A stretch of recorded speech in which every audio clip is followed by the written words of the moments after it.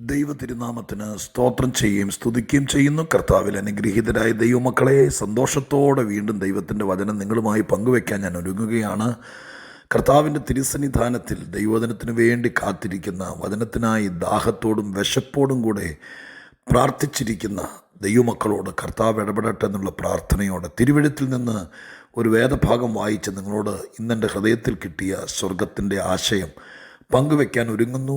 നിങ്ങൾക്കെല്ലാവർക്കും വിനീതമായ സ്നേഹവന്ദനങ്ങൾ അറിയിക്കുകയും എൻ്റെ രക്ഷിതാവിനെ ഞാൻ ഒത്തിരി സ്തുതിക്കുകയും മഹത്വപ്പെടുത്തുകയും സ്തോത്രം ചെയ്യുകയും ചെയ്തുകൊണ്ട് കർത്താവിൻ്റെ ആത്മാവ് രാവിലെ തിരുവെഴുത്ത് ശ്രദ്ധിക്കുമ്പോൾ എൻ്റെ ശ്രദ്ധയിൽപ്പെടുത്തിയ അനുഗ്രഹീതമായിരിക്കുന്ന ഒരു വചനം, അതിലൂടെയുള്ള ദൈവിക ആലോചന ഞാൻ പങ്കുവയ്ക്കട്ടെ. ഹബക്കൂക്ക് പ്രവചനം 2-ാം അധ്യായത്തിൻ്റെ 9-ാമത്തെ വാക്യം ഞാൻ വായിച്ചു കേൾപ്പിക്കാം. ഹബക്കൂക്ക് പ്രവചനം 2-ാം അധ്യായം 9-ാമത്തെ വാക്യം. അനർത്ഥത്തിൽ നിന്നും വിടുവിക്കപ്പെടുവാൻ തക്കവണ്ണം ഉയരത്തിൽ കൂടുവെക്കേണ്ടതിന് തൻ്റെ വീടിനു വേണ്ടി ദുരാദായം ആഗ്രഹിക്കുന്നവന് അയ്യോ കഷ്ടം. വീടിനു വേണ്ടി ദുരാദായം ആഗ്രഹിക്കുന്നവന് അയ്യോ കഷ്ടം. ഈ വാക്യത്തിൽ തന്നെ നിന്ന് ചിന്തിച്ചാൽ ഇവിടെ കാണാൻ കഴിയുന്ന ചില കാര്യങ്ങൾ ശ്രദ്ധേയമായി ആ വാക്യത്തെ ഒന്ന് നമ്മൾ മനസ്സിലാക്കാൻ ഇടയാക്കി തീർത്താൽ അവിടെ കാണുന്നത് ഇങ്ങനെയാണ്: അനർത്ഥത്തിൽ നിന്നും വിടുവിക്കപ്പെടാൻ വേണ്ടി ലൊക്കേഷൻ മാറുകയാണ്, വീട് മാറ്റിവെക്കാൻ ആഗ്രഹിക്കുക. എങ്ങോട്ടാണ്? ഉയരത്തിലേക്ക്, ഹൈ പ്ലേസിലേക്ക് വീട് മാറ്റിവെക്കുന്നു. കൂട് എന്നാണ് അവിടെ എഴുതിയിരിക്കുന്നത്. ഇംഗ്ലീഷിൽ ഹൗസ്, വീടെന്ന് തന്നെയാണ്. അപ്പോൾ അനർത്ഥത്തിൽ നിന്ന് എന്നുള്ളതിന് എഴുതിയിരിക്കുന്നത് എങ്ങനെയാണ്? Escape from the evil spirit. ദുരാത്മാവിൻ്റെ പിടിയിൽ നിന്ന്, സ്വാധീനത്തിൽ നിന്ന് രക്ഷപ്പെടാൻ വേണ്ടി വീട് മാറ്റിവെക്കുക, ലൊക്കേഷൻ മാറ്റിവെക്കുക. സ്വാഭാവികമായിട്ടും ഈ ലോകത്തിൽ നടക്കുന്ന, പ്രത്യേകിച്ച് ഈ കേരളത്തിലൊക്കെ ഒത്തിരി നടക്കുന്ന ഒരു സംഭവമാണ്. ദുരാത്മാക്കൾ ഭവനങ്ങളെ ആക്രമിക്കുന്നു. ഈവിൽ സ്പിരിറ്റ് അങ്ങനെയുണ്ടോ? ഉണ്ട്. ദുഷ്ടാത്മശക്തികൾ ഈ ലോകത്തിലുണ്ട്. ദുരാത്മാവിൻ്റെ വ്യാപനമുണ്ട്, വ്യാപാരമുണ്ട്. സത്യമായ കാര്യമാണ്. പൈശാചികമായിരിക്കുന്ന ഒരു മേഖല, ഒരു ആത്മതലം, ദുഷ്ടാത്മശക്തികളുടെ ഒരാത്മലോകം തന്നെ നമ്മുടെ കണ്ണുകൊണ്ട് കാണാൻ കഴിയാത്ത രീതിയിലുണ്ട്. അതിന് തെളിവ് തരുന്ന ഒരുപാട് വചനങ്ങൾ തിരുവെഴുത്തിൽ നമുക്ക് കാണാൻ കഴിയുന്നു. ഭവനങ്ങൾ ദുഷ്ടശക്തികൾ ലക്ഷ്യമാക്കുന്നു. എന്തുകൊണ്ടെന്നാൽ വീട്, ഭവനം, കുടുംബം എന്നൊക്കെ പറയുന്നത് ദൈവത്തിൻ്റെ ആളുകൾ, ദൈവത്തിൻ്റെ ജനം, ദൈവത്തിൻ്റെ സൃഷ്ടിയുടെ ഏറ്റവും പ്രധാനമായിരിക്കുന്ന മനുഷ്യൻ പാർക്കുന്ന സ്ഥലമാണല്ലോ വീടെന്ന് പറയുന്നത്. ആ വീട് നരകതുല്യമായാൽ, ആ വീട് അസ്വസ്ഥത കൊണ്ട് നിറഞ്ഞാൽ, ആ വീട്ടിൽ സമാധാനമില്ലാതെയായാൽ മനുഷ്യൻ തീർന്നെന്ന് പിശാചിനറിയാം. വീട്, ഏദൻതോട്ടം മുതൽ അതല്ലായിരുന്നു വിഷയം. ഏദൻതോട്ടത്തിനകത്ത് നുഴഞ്ഞു കയറി, ഏദൻതോട്ടമായിരുന്നല്ലോ ആദിമ മനുഷ്യൻ്റെ വീട്, ഭവനം എന്ന് പറയുന്നത് തന്നെ. അന്നത്തെ കൾച്ചറിൽ, അന്നത്തെ കാലാവസ്ഥയിൽ ഹോവയായ ദൈവം ഒരു വീട് പണിതെന്നല്ല, ഒരു തോട്ടം പണിത് കൊടുത്തെന്നാണ്.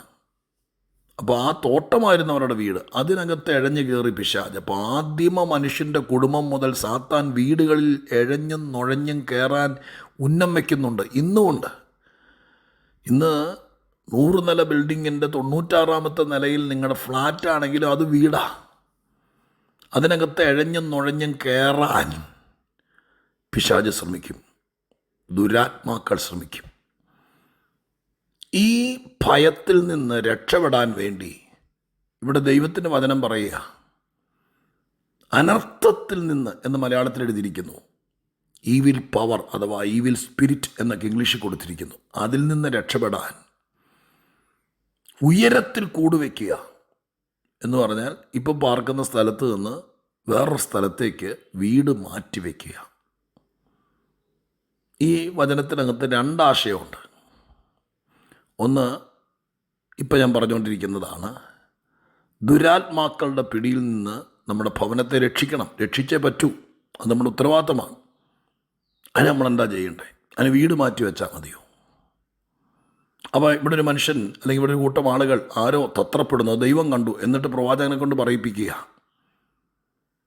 ദുരാത്മാക്കളുടെ പിടിയിൽ നിന്ന് നിൻ്റെ കുടുംബം രക്ഷപ്പെടാൻ, നിൻ്റെ വീട് രക്ഷപ്പെടാൻ ലൊക്കേഷൻ മാറ്റി വയ്ക്കുന്നു. ഈ വസ്തു വിറ്റിട്ട്, നമ്മുടെ ഇപ്പോഴത്തെ രീതി പറയാം കേട്ടോ, ഇത് വിറ്റിട്ട് പിശാചൊന്നും ഇല്ലാത്ത, വലിയ പ്രതിസന്ധി ഇല്ലാത്ത ഒരു നാട്ടിലേക്ക് മാറ്റി വീട് വയ്ക്കാമെന്ന് പറഞ്ഞാൽ, സാത്താൻ്റെ സാന്നിധ്യമില്ലാത്ത ഒരു സ്ഥലം ഉണ്ടോ ഈ ലോകത്തിൽ?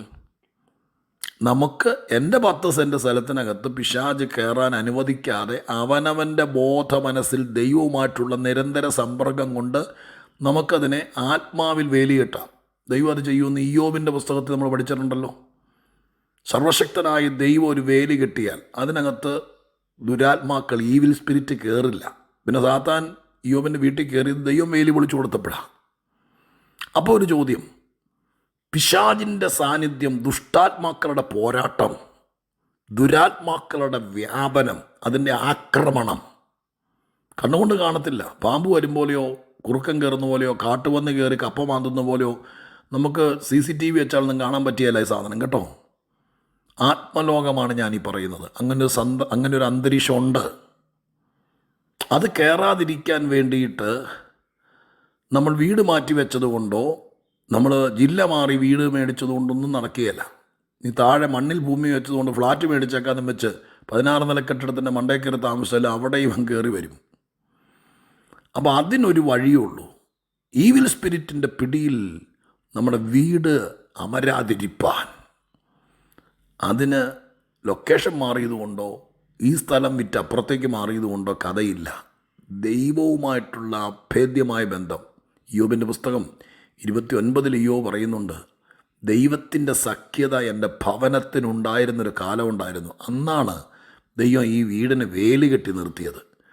ദൈവം വേലി കെട്ടിയാൽ നീ എവിടെ വേണമെങ്കിലും പാർത്തോ. ഏത് സാത്താൻ്റെ വേദപുസ്തകത്തിൻ്റെ വാക്യമുണ്ടല്ലോ, പിശാചിൻ്റെ സിംഹാസനമുള്ള സ്ഥലം എന്ന് വെച്ചാൽ ആധിപത്യമുള്ള ഭരണം, സാത്താൻ ഭരിക്കുന്ന പട്ടണം, അതിനകത്ത് നീ വീട് വെച്ചാലും നിൻ്റെ പിള്ളേരെ കൊണ്ട് താമസിച്ചാലും, അത് വലിയ സെറ്റപ്പൊന്നുമില്ല, ചെറിയൊരു വീട്, ഒരു 4 സെൻറ്റിലോ 5 സെൻറ്റിലോ, അതിനകത്താണെങ്കിലും എൻ്റെ കർത്താവ്, എൻ്റെ പൊന്നു സഹോദരി, നീയും പിള്ളേരും മാത്രമുള്ളെങ്കിലും ദൈവം തമ്പുരാനൊരു വേലി കെട്ടിയാൽ ആ വേലിക്കകത്ത് ഈവിൽ സ്പിരിറ്റ്, പിശാചിൻ്റെ ദുഷ്ടാത്മാക്കൾ കയറില്ല. അതാണ് വേദപുസ്തകം പറയുന്ന റൈറ്റ് വേ, യഥാർത്ഥ വഴി. അതിനിവിടെ ഇസ്രായേൽ ജനത്തിൻ്റെ പശ്ചാത്തലത്തിലാണല്ലോ ഈ പഴയ നിയമപ്രവചനമൊക്കെ. ഇവന്മാരെല്ലാം കൂടി തന്നെത്താൻ ബുദ്ധിക്കകത്ത് ഉദിച്ചു ആരോ വെച്ചു കൊടുത്തതായി പരിപാടി. ഇവിടെ ഒരുപാട് പേരുണ്ട്, എനിക്ക് വ്യക്തിപരമായിട്ട് അറിയാവുന്ന ആൾക്കാരുണ്ട്, ഉപദേശിക്കുന്നവർ. അയ്യോ, വീട് പിശാചിൻ്റെ പോരാട്ടമുണ്ട്, വരത്ത് പോക്കണം, എൻ്റെ പേരിൽ ഈ ഉമ്മറത്തെ ഡോറ് ഇങ്ങനെ ഇരുന്ന് നോക്കിയാൽ അതിങ്ങോട്ട് തിരിച്ചു വെക്കണം, അല്ലെങ്കിൽ ഈ വശം ഇതിൻ്റെ കോടി എന്ന് കുത്തി നിൽക്കുന്ന ഇന്ന സ്ഥലത്ത് എൻ്റെ പേരിൽ ഇവിടെ ഒരു ഇച്ചിരിയുടെ എക്സ്റ്റൻഷൻ കൊടുക്കണം, ഈ മൂല പൊടിച്ച് അങ്ങോട്ട് തള്ളി വെക്കണം. എന്തിനാ? പിശാച് കയറാതിരിക്കാൻ. അയ്യയ്യേ, എന്തുവായി പറയുന്നത്? നിങ്ങളുടെ വീടിൻ്റെ 4 ഓട് മാറ്റിയിട്ട് അവിടെ ഇച്ചിരി സിമെൻറ്റ് തേത്ത് വെച്ചാൽ സാത്താൻ കയറലെന്നാണോ? അങ്ങ് മനുഷ്യനെ മണ്ടനാക്കുന്നതിൽ, ആ മണ്ടത്തരം വിശ്വസിക്കുന്നതിൽ ഒരുമാതിരിയൊക്കെ ഒരു ന്യായം വേണ്ടേ? സാത്താനും പിശാചും ദുരാത്മാക്കളും ഉണ്ട്. അത് വീട്ടിൽ കയറാതിരിക്കാൻ നിങ്ങളുടെ വീടിൻ്റെ മുൻവാതിൽ കിഴക്കോട്ട് തിരിഞ്ഞിരിക്കുന്നത് പടിഞ്ഞാട്ട് തിരിച്ചു വെച്ചാൽ, അയ്യോ പടിഞ്ഞാട്ട് തിരിഞ്ഞിരിക്കുന്ന വാതിൽ കൂടെ ഞാൻ വരികയല്ല എന്ന് അവൻ ഏത് വഴി കൂടെ കയറത്തില്ലേ? അപ്പോൾ ഓർത്തോളണം, അതൊന്നും അല്ല വഴി. ഇവിടെ ഈ വാക്യത്തിൽ രണ്ടാമതൊരാശയമുണ്ട്. ആ ആശയം എന്തെന്നറിയാമോ? ഈ വീട് മാറ്റിവെക്കാൻ വേണ്ടി, തൻ്റെ വീടിന് വേണ്ടി ദുരാദായം ആഗ്രഹിക്കുന്നു എന്നതാണ് വിഷയം.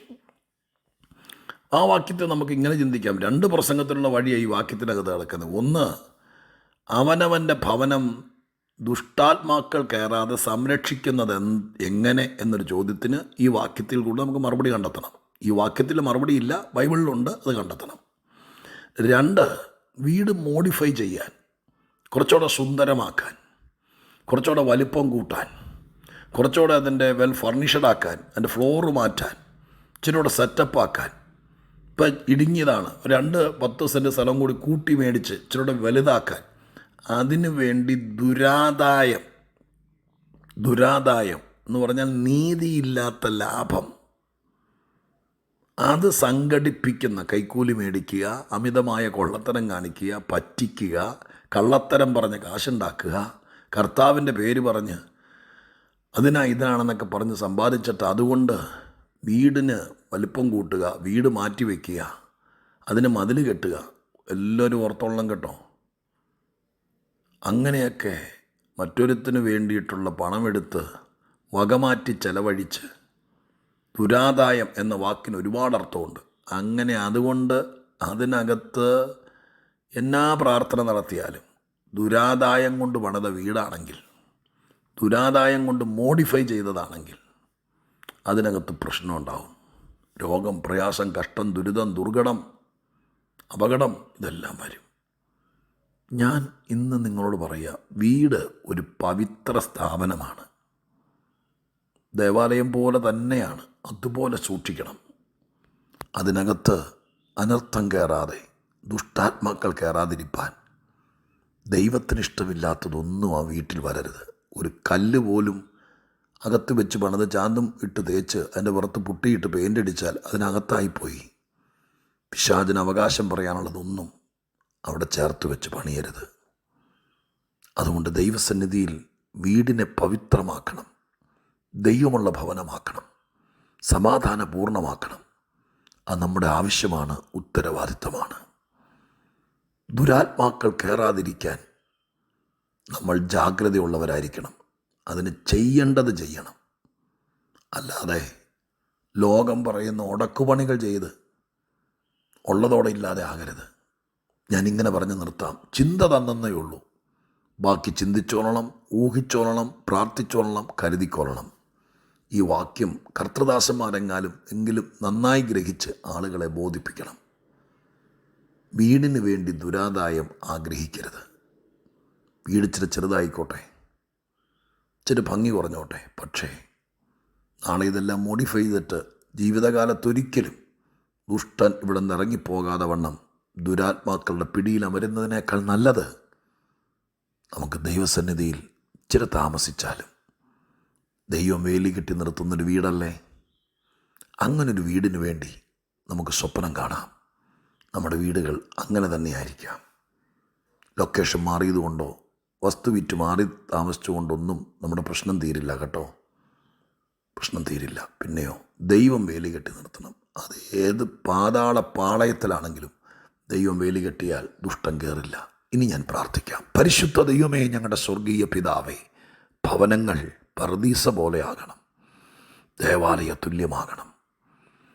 അതിനകത്ത് ആരോഗ്യവും ആത്മീകവും എല്ലാം നിലനിൽക്കണം, സ്വസ്ഥതയും സമാധാനവുമെല്ലാം. നാഥ, അതിനു വേണ്ടി ഞങ്ങൾ ദൈവത്തോട് പ്രാർത്ഥിക്കുന്നു. അതിന് മാനുഷിക ബുദ്ധി കൊണ്ടൊന്നും നടക്കുകയല്ല. ദൈവം വേലി കെട്ടിയെങ്കിലേ ഒക്കുള്ളൂ. ദൈവം വേലി കെട്ടണമെങ്കിൽ ദുരാദായം കൊണ്ടൊന്നും അതിനകത്തൊരു കല്ലുപോലും മേടിച്ച് വയ്ക്കാൻ അനുവദിക്കരുത്. ഞങ്ങളതിനായി പ്രാർത്ഥിക്കുന്നു. അയ്യോ കഷ്ടമെന്ന് തലയെ കൈവച്ച് പറയേണ്ടി വരല്ലേ. എല്ലാവരെയും അനുഗ്രഹിക്കണം, യേശുവിൻ്റെ നാമത്തിൽ തന്നെ.